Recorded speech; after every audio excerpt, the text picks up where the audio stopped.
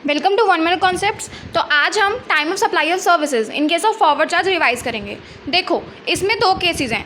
पहला, जब invoice time पे इशू हो गया है, और दूसरा जब इनवॉइस टाइम पे इशू नहीं हुआ। देखो, इनवॉइस अगर टाइम पे इशू कर दिया है तो फिर हमारी जो टाइम ऑफ सप्लाई है वो क्या मानी जाएगी? Date of issue of invoice, जब भी इनवॉइस इशू हुआ, या फिर date of receipt of payment, जब भी पेमेंट रिसीव हुई। अब date of receipt of payment में दो केसेस हैं, जब पेमेंट रिकॉर्ड हुई सप्लायर की बुक्स में, या फिर जब पेमेंट क्रेडिट हुई। इन दोनों में से जो भी डेट अर्लीस्ट होगी वो date of receipt of payment मानी जाएगी, और फिर उस डेट और date of issue of invoice में से जो भी डेट अर्लीस्ट होगी वो हमारी time of supply of services मानी जाएगी। लेकिन अगर इनवॉइस टाइम पे इशू नहीं हुआ तो फिर हमारी टाइम ऑफ सप्लाई क्या मानी जाएगी? देखो, अगर हमारा इनवॉइस टाइम पे इशू नहीं हुआ तो हमारी टाइम ऑफ सप्लाई मानी जाएगी date of provision of service, जब सर्विसेज मिली या फिर दी गई, या फिर date of receipt of payment, जब पेमेंट मिली। यहाँ पे भी पेमेंट का मतलब सेम ही है कि जब पेमेंट क्रेडिट हुई या फिर जब पेमेंट अकाउंट्स में रिकॉर्ड हुई। दोनों में से जो भी डेट अर्लीस्ट होगी वो date of receipt of payment मानी जाएगी, और उस डेट में और date of provision of service में जो भी डेट अर्लीस्ट होगी वो हमारा टाइम ऑफ सप्लाई माना जाएगा।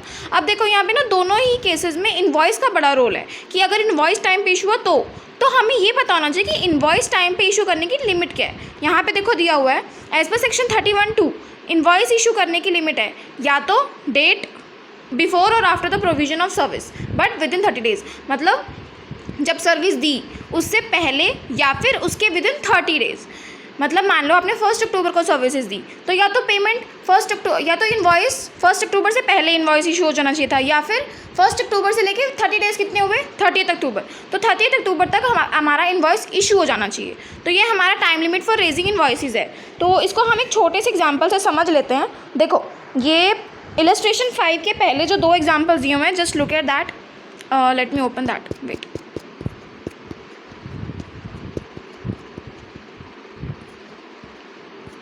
ये देखो, इसमें हमें एक एग्जाम्पल क्या दिया हुआ है? Mohit Khanna and sons is a firm of management consultants. The firm enters into a contract with Spark private limited on 1 September for providing consultancy services. Provision of services gets completed on 15 September. देखो, services कब दी है? 15 सितंबर। तो अब यहीं से click करना शुरू करो कि इनवॉइस कभी इशू हो जाना चाहिए, या तो 15 सितंबर से पहले या फिर 15 सितंबर के 30 डेज के अंदर अंदर। अब देखते हैं, invoice for the same is issued on 20 September. Invoice time पे इशू हुआ है क्योंकि उसके 30 डेज कितने बन रहे हैं? अक्टूबर, 15 अक्टूबर बन रहे हैं, पर उसने कब इशू कर दिए? 20 सितंबर को। और पेमेंट कब रिसीव हुई है? 10 अक्टूबर को।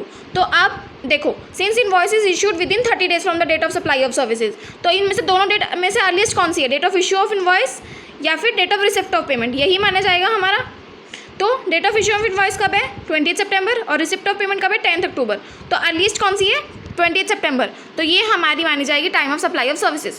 अगर इसी केस में next example, in the above example invoice is issued on 25 अक्टूबर, मतलब ये तो 30 डेज के भी बाद का टाइम हो गया।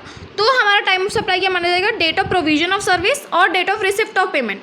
अब देखो, प्रोविजन ऑफ सर्विस कब दी है? 15 सितंबर को, और रिसिप्ट ऑफ पेमेंट कब हुआ है? 10 अक्टूबर को। दोनों में से अर्लीस्ट कौन सा है? 15 सितंबर।